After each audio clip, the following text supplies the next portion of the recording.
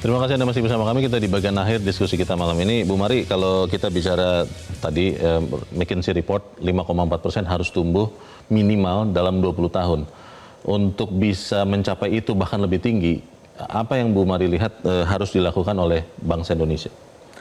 Ya, intinya message pertama, kita sedang menghadapi banyak ketidakpastian dalam dunia ya. Yeah.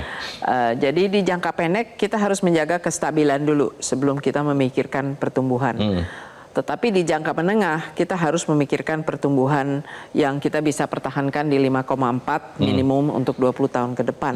Dan itu memerlukan reformasi struktural. Okay. Ya. Jadi itu ada program-program reformasi dan investasi dalam 5 capital yang tadi disebut ya. Jadi kalau di jangka kedua, message kedua adalah bagaimana kita melakukan reformasi struktural yang berkelanjutan. Ya. Mungkin tadi saya setuju dengan 5 capital yang disebut di report McKinsey. Yeah. Memang harus ada financial capital, harus ada investasi di human capital dan teknologi juga ya. Dan ini memang keberhasilan dari tadi Korea dalam 14 tahun itu dia sangat memperhatikan itu.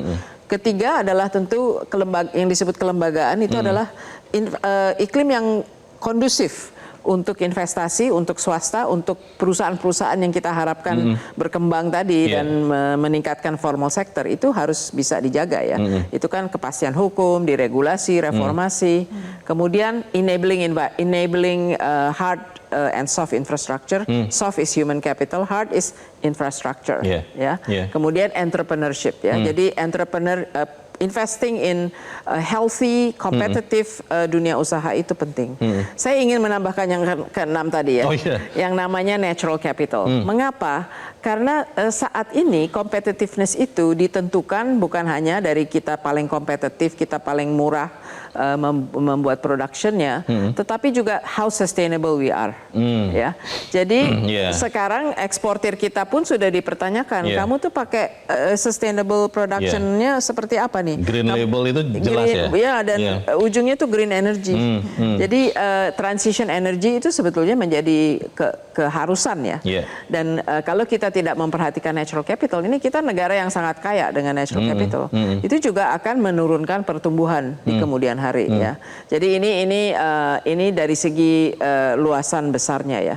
Message ketiga, bagaimana kita kalau kita refleks kepada perbandingan dengan negara-negara lain tadi yang ditunjukin, salah satu yang di luar tadi capitalnya adalah keberlanjutan policy secara konsisten untuk jangka waktu yang cukup lama. Konsistensi. Karena seperti investment in human capital itu perlu waktu untuk bisa ada buahnya kan. Jadi jangan terjadi perubahan kebijakan maupun arah kebijakan dengan siklus pemilu gitu ya.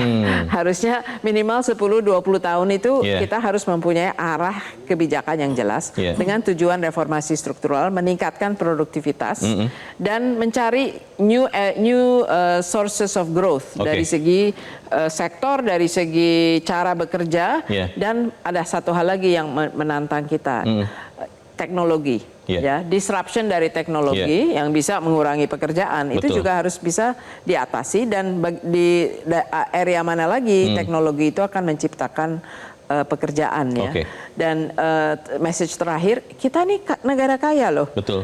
Kita negara kepulauan yang sangat kaya, kita punya sumber daya alam, kita punya pasar yang besar, kita punya demographic bonus, dan kita punya kreativitas yang luar biasa. Jadi sebetulnya sangat bisa kita mencapai Indonesia emas bila mana kita benar-benar tekuni dan mengerjakan PR-PR tadi. Baik, Bu Filia, detailnya seperti yang tadi disampaikan Bu Mari, detailnya seperti apa McKinsey melihat itu akan bisa dicapai, Bu? Kalau waktunya 2 jam lagi masih yang bercanda-bercanda gitu kan ya. Tapi sangat setuju ya, walaupun belum ngomongan sama Bu Mari, tapi banyak yang kayaknya sangat nyambung gitu ya. Jadi di penghujung sih saya mau bilang balik lagi, kita jangan lupa dengan produktivitas. Jadi pertumbuhan ekonomi yang kita capai itu akan sustainable kalau produktivitas elemen itu tinggi. Jadi ingat tadi kalau kita bilang kurang lebih 3%, sekitar 3% itu dari produktivitas, sekitar tadi sekitar setengah sampai 1 gitu ya. Kalau kita diam aja kita jadi 3,6 gitu ya. Jadi produktivitas ini penting. Produktivitas ini dicarinya dari mana? Setuju tadi mengenai yang elemen sustainability yang Bu Mari katakan gitu ya. Ada orang bilang don't waste a good crisis gitu ya. Kita di dunia yang banyak ketidakpastian gitu ya. Energi renewable mungkin satu kesempatan gitu ya yang kita harus dan karena ya tuntutan karena harga naik dan lain-lain, apakah itu menjadi kesempatan bagi kita untuk mengarah ke sana gitu ya. Kalau kita ngomongin manufacturing, dengan adanya kejadian-kejadian di dunia ini, security dari manufacturing, orang tuh berpikir sourcingnya dari mana gitu ya. Kita yang ada di Indonesia ini sebenarnya lokasi yang lumayan ya Bu Mari ya gitu ya. Dengan also juga dengan kenyataan bahwa di Asia for Asia, ASEAN for ASEAN itu juga makin tinggi gitu ya. Bagaimana kita bisa menjadi bagian dari value chain, apakah value chain global atau value chain regional yang ada di situ. Kalau kita ada di situ, itu kesempatan buat kita gitu ya, karena kita bisa berproduksi di situ. Itu membutuhkan apa? Tentunya membutuhkan financial capital. Ya, financial capital dalam negeri, luar negeri. Berarti kembali ke capital kelembagaan. Karena trust itu harus ada. Orang harus merasa percaya ya, certainty supaya bisa invest, merasa bahwa investasi ini juga membawa produktivitas. Kalau itu terjadi, berarti tenaga kerja terserap gitu ya. Mungkin titipan terakhir adalah kadang-kadang banyak arah kemana-mana gitu ya. Kita memang perlu human capital leaders gitu yang memang fokus ya, gitu ya. Karena uncertainty akan selalu ada.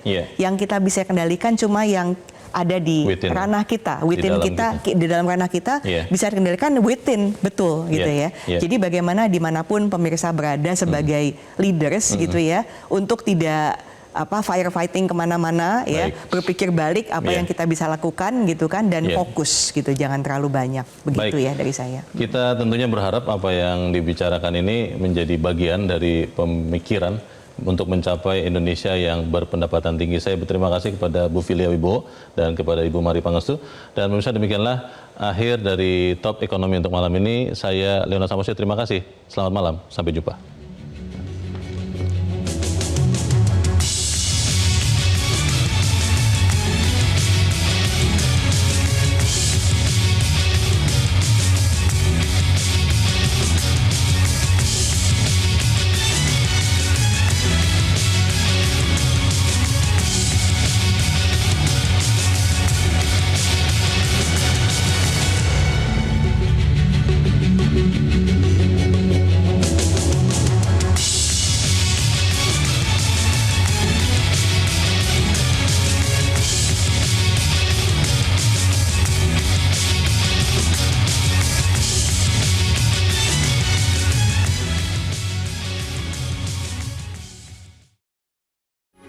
Metro TV. Jelajahi cara baru mendapatkan informasi. Download Metro TV Extend sekarang.